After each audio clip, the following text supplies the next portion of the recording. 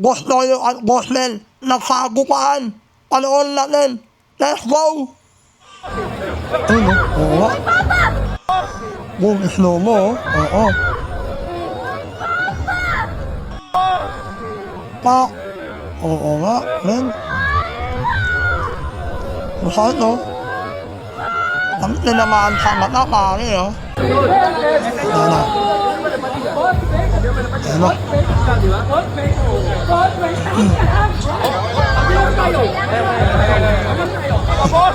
Uy! Sabi na, one on knock out ako si Boss Mel. Suka na lang tayo, di ako natakot sa'yo, tanga. Salamat ka. Ang ayan yung Boss na yung kilala ko. Akala mo laki sa bibig Ayun, ako. ayun. Ayun na yun. Parehas ka tropa to. Boss Mel ba kayo dito? Ayun na.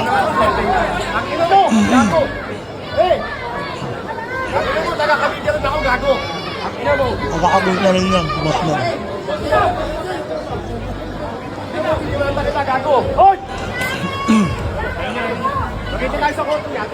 Ayun na, makakasuhan na. Eh, di sige. Physical injury lang naman yan. Mura lang yan. Ingatan mo pala eh. Korte-korte, suntok, gago. Abangan mo na lang ako. Korte-korte ka ba sa suntok? Iyakin ang puta. Iyakin ka! Iyakin niyo kasi. Suntukin? Iyakin ba yung sinuntok ko ba? Ang iyakin, di na ninuntok. Wala ka pala eh. Salo ka nagpapakilala, gago. Kaya ka batang kali ako. Kaya hindi ko sinabing bata sa subdivision. Abangan mo na lang ako. Abangan mo na lang ako. Hindi ako natatakot. Kahit saan.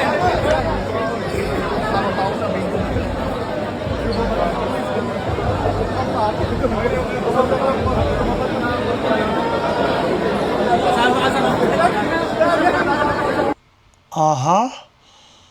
Naman yung Google, meron kami sa rito. Meron kami sa close up. Ano? Close up to. Okay, play.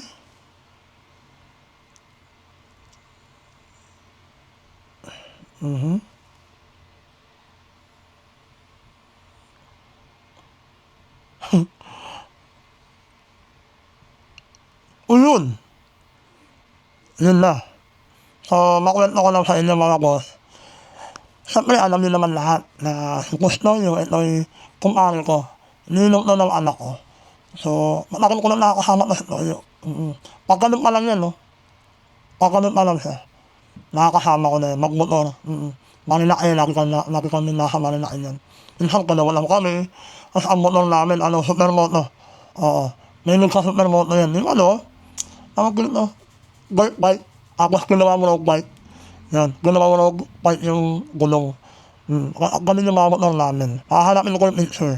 Marami ko yung picture yan eh. Nagpahit naman yan sa Boss Mel, pare. Pero mapunta muna tayo kay Boss Mel. Si Boss Mel naman ay kaibigan ko rin. Sponsor ko yan sa sa motor ng NMAX ko yung Ukwan. Boss Mel, custom seat, yan. Sa Boss Mel. Nagpahit yung mga boss sa Boss Mel. Hindi ko lang alam yung story naman. Nag-awit ng mga to. Gulat na lang ako, kumalat sa Facebook ko. Parehas ko naman kaibigan ah. Nag-awit ng mga to, di ba? Nakwento ko naman sa Custodio, sa Custodio naman, nakasama ko yan. Payaman pa lang yan, nakasama ko na yan. So, nasubayin-bayan ko kahit paano yung pagkatao niyan. Hindi naman magiging minum ng ano ko yan kung wala kaming malalim na pinagsamahan yan. Anyway, sa Custodio ay mabait na kaibigan yan para sa akin. Mabait talaga yan sa tao na. Ano yan, kwela yan. Hindi yan magmataas na tao. Kung nakakasama mo yan. Kung nakasama niya, alam na mga kapwa ko vlogger na nakasama na tayo. Mabait yan, oo. Kasi kung hindi mabait yan, hindi na makakasama si Rendon. Kasi Rendon, bago maging mabait yan, kukan yan, nakaaway ko nga si Rendon, di ba? Anyway, kamusta ka na Rendon? Andito lang ako Rendon. Si Rendon, nakasama ko rin yan. Masaya ako kay Rendon kung ano man meron sa buhay niya ngayon. Basta kaya naman ako kayo boss, ha? Baka magkalimutan tayo. 2 milyon. Anyway, si Boss Mel, yan, mabait niya. Nagulat na lang ako na nag-away yung parehas kong kaibigan. So, nawas naman tayo dyan. So, magko-komentaryo lang tayo. So, kinikwento ko lang yung pagkatao nilang dalawa. Kasi sa experience ko na nakasama yan. Mga yan. So, sana magkaayos agad sila. Kasi, unang-una, para sila kabutlenyo. Nananong ko si Boss Noy. Actually, kausap ko si Boss Noy. Ngayon lang. Bago ko ginawa ng vlog. Tapos, sabi na tawag lang sa uli. Sabi ko, no, ba't ako mamihan na lang. Meron ka naman cellphone ko. Gusto ko na mag-content para may pampo sa YouTube. Diba? Paano naman kasi YouTube natin? At pag lumakas sa YouTube natin, makakapera tayo. Gulat na sa tao, ha? So, ayun. Boss Mel, mabait yan, pare. Sabi ko kayo, Boss Mel, mabait yan si Boss Mel. Baka first time niya lang namin. Oo, sabi niya first time na naman niya. Saka hindi niya alam na nakakabulit na rin. So, nagulat si Boss Mel na, uy, nakakabulit na yan. Ano kami na sila magkakilala personally. So, hindi ko lang tinanong kung ano pinag-awayan nila. Basta sabi ko lang sa kanya na si Boss Mel ay kaibigan ko. Oo. Si Boss Mel yun naman, kaibigan ko rin. So, wala akong kakampihan sa kanila. Bahala sila gan.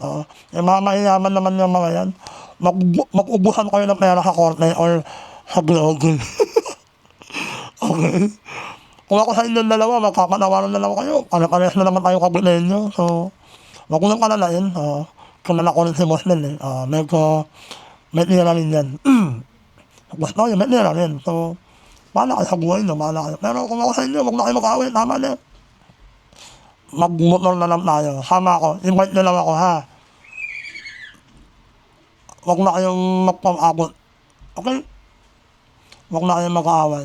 Magulo na Pilipinas, ginagagagan nyo pa eh. Oo. Pero si Boss Mel, ano yan, nasusubayan ko naman yung mga post sa personal account niya. So, Boss Mel, ano lang yan.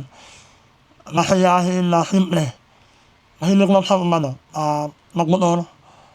Actually, makakasundo mo itong dalawan to eh. Kasi si Boss Noy yun eh, mahilig magmotor. Si Boss Mel, pares lang sila. Mahilig magmotor. Yun lang. Yun lang kayo ko sa inyong dalawa, Boss Mel, Boss Noy eh. Sana magkaayos kayo. Sana nang magaling ka na. Huwag ko nang kalalain. Okay? Alam ko karakasin na lang. Oo. Lalo na kabutayin nyo kayo pareha. So, ano yan, ang mga kabutayin nyo, mga bosser ko na. Ano yan? Nakahanap yung hiya rito. So, sana wag na umabot sa, alam nyo na, sa kung personalan. Makaayos na kayo. Magmotor kayo. Gusto nyo sama nyo si Rendon para makaayos na kami na Rendon eh. Hindi ba pare? Yun lang, please, huwag na kayo mag-away-away. Okay, magulo na Pilipinas, wag mo na gagdagan. Okay? Bakit ang kaaway natin mga kurakot eh? Diba? Huwag yung mga kapwa natin mga bait. Okay? Magkaayos na kayo. Boss Mel, Boss Noyo, I love you. Okay? Magkapatid na sana kayo. Alright? Sige na. Ano, mahaba na yung video ko, 9 minutes na.